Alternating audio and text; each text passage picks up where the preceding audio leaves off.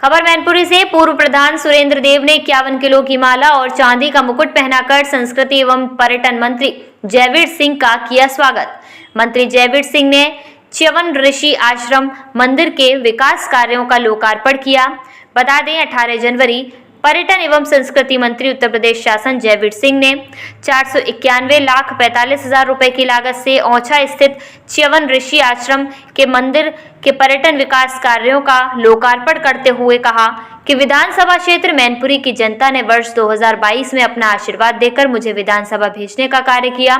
मतदाताओं के आशीर्वाद से मुझे जनपद में विकास कार्य कराने का अवसर प्राप्त हुआ। उन्होंने कहा कि अयोध्या में निर्मित राम मंदिर में रामलला की प्राण प्रतिष्ठा, काशी में निर्मित कॉरिडोर का लोकार्पण, आध्यात्मिक, धार्मिक, अद्भुत, अलौकिक, भव्य दिव्य महाकुंभ का आयोजन पर्यटन एवं संस्कृति विभाग के तत्वाधान में हो रहा है और इस विभाग का प्रतिनिधित्व आप द्वारा चुने गए प्रतिनिधि द्वारा किया जा रहा है। यह मैनपुरी वासियों के लिए सौभाग्य की बात है। उन्होंने कहा कि पर्यटन विभाग का कार्यभार ग्रहण करने के बाद से ही जनपद के धार्मिक महत्व के ऐतिहासिक सुप्रसिद्ध मंदिरों का पर्यटन विकास का कार्य प्रारंभ हुआ। वर्ष 2022 में 12 करोड़ 50 लाख की 6 परियोजनाएं, वर्ष 2023-24 में 29 करोड़ की 16 परियोजनाएं, वर्ष 2025-26 में 15 करोड़ की 12 परियोजनाओं के अलावा मंडल का ही नहीं बल्कि प्रदेश के सबसे अत्याधुनिक म्यूजियम ऑडिटोरियम के निर्माण हेतु 68 करोड़ की धनराशि स्वीकृत की गई। उन्होंने कहा कि संग्रहालय के निर्माण के पश्चात जनपद ऋषि मुनियों तपस्वियों के जीवन के बारे में जानकारी उपलब्ध होगी। संग्रहालय के साथ साथ एक विशाल ऑडिटोरियम भी उपलब्ध होगा। पर्यटन मंत्री ने कहा कि संस्कृति विभाग के माध्यम से जनपद में मुख्य चौराहों के सौंदर्यीकरण का कार्य किया जाएगा। आज नगर का कोई ऐसा चौराहा शेष नहीं है जो उस चौराहे पर किसी न किसी महापुरुष की मूर्ति स्थापित न हुई हो। उन्होंने कहा कि जनपद में 22 किलोमीटर लंबा 750 करोड़ रुपए की लागत का बाईपास स्वीकृत हुआ है। इस बाईपास के निर्माण से जहां एक और नगरवासियों को जाम से निजात मिलेगी, वहीं दूसरी ओर आवागमन के बेहतर संसाधन भी उपलब्ध होंगे। और क्या कहा पर्यटन मंत्री ने, देखें इस रिपोर्ट में।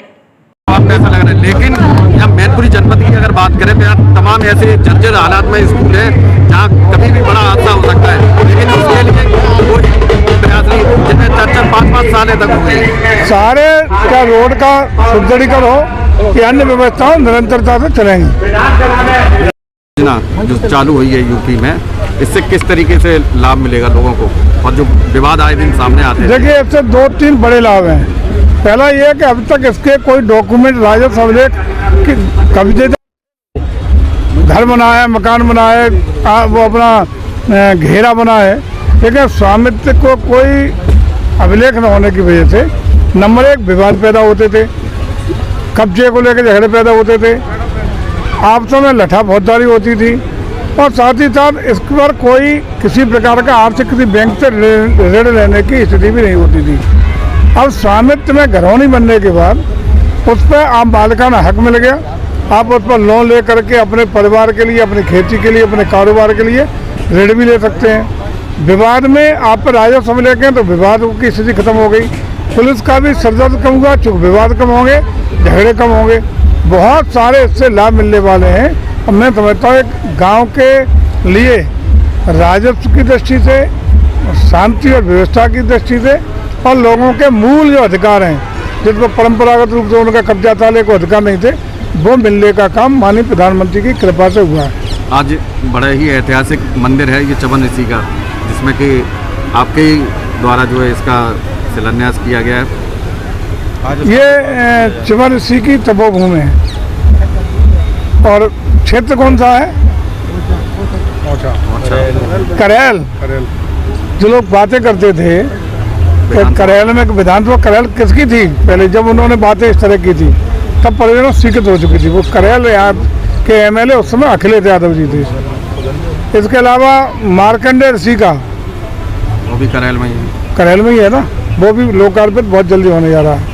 जिले का पर्यटन विकास, धार्मिक स्थलों का इंफ्रास्ट्रक्चर डेवलपमेंट का काम, पर्यटक विकास सुविधाएं बिना किसी सामाजिक, राजनीतिक या अन्य भेदभाव के पूरे जनपद मैनपुरी को और पूरे प्रदेश को देने का काम इस बार हुआ है।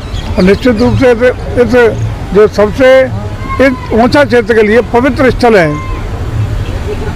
ये च्यवन ऋषि मंदिर, इसका लगभग 5 करोड़ रुपए से पर्यटन विकास सुविधाएं डेवलप होने से लोगों की आस्था भावना को सम्मान मिला है। लोगों की रुचि थी, वो लंबे समय से इसका उद्धार करना चाहते थे, उनको उनकी मंशा पूरी हुई है, उनकी जिज्ञासा पूरी हुई है। और क्षेत्र के ओंचा क्षेत्र के लोगों को बहुत बहुत बधाइयाँ और मैनपुरी जनपद के सभी लोगों को बधाइयाँ। आज हम लोग चांदेश्वर मंदिर का भी लोकार्पण के आए हैं। आज 2 मंदिरों के लोकार्पण हुए हैं और लगातार जिस तरीके से सांस्कृतिक रूप से, पर्यटन की दृष्टि से, धार्मिक आध्यात्मिक रूप से मैनपुरी जनपद को एक दिशा मिलने का काम हुआ है।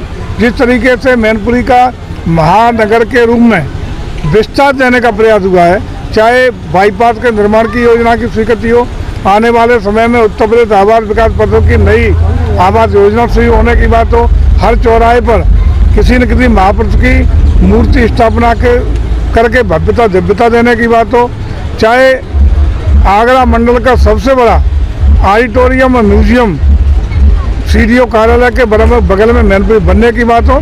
इन योजनाओं से मैनपुरी को नई पहचान मिली है और आने वाले दिनों में मैनपुरी हर तरीके से श्रेष्ठ मैनपुरी हो, विकसित मैनपुरी हो, ये हम लोग प्रयास करेंगे। मंत्री